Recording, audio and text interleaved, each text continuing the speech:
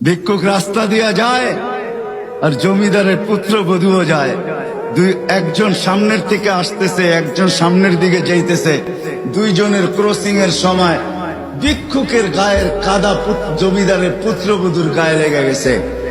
সে দুনিয়া আন্ধার করে ফেলছে, স্বামীকে ডাইকা নিয়ে আসছে, বলছে ভিক্ষুক আমার কাপড় নষ্ট করে দিছে। সে শুধু ভিক্ষুক ছিল না, বৃদ্ধ ছিল।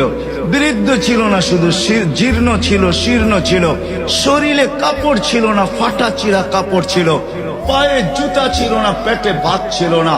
জমিদারের পুত্র সইতে পারে নাই, যৌবনী শক্তি সয় তো সয় কি কইরা। তার স্ত্রীর গায়ে ভিক্ষুকের কাদা, বস সমগ্র শক্তিকে হাতে জমা করা, একত্র করা বৃদ্ধের গালে বসায়। বৃদ্ধ কিচ্ছু বলে নাই, শুধু উপরের দিকে তাকায় দুই তিনটা শব্দ উচ্চারণ করছেন। শব্দগুলা হলো ইয়া মাল্লাহ তারা হলো ওয়ুন, ও আল্লাহ চোখে দেখা যায় না।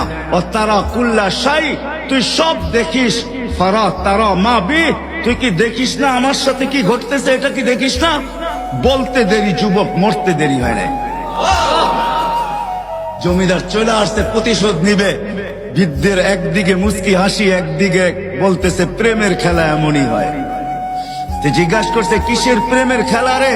বলছে ওর প্রেমিকার গায়ে আমার কাদা লাগছে, পায়ের কাদা লাগছে, ও সইতে পারে নাই। যৌবনী শক্তি দিয়ে আমার বৃদ্ধ গালে বসায় দিছে। আমাকেও একজন ভালোবাসে, সেও সইতে পারে না, সেও সইতে পারে না। ও তো থাপ্পড় দিয়া খেলতো, সে জান নিয়ে নিছে, জান।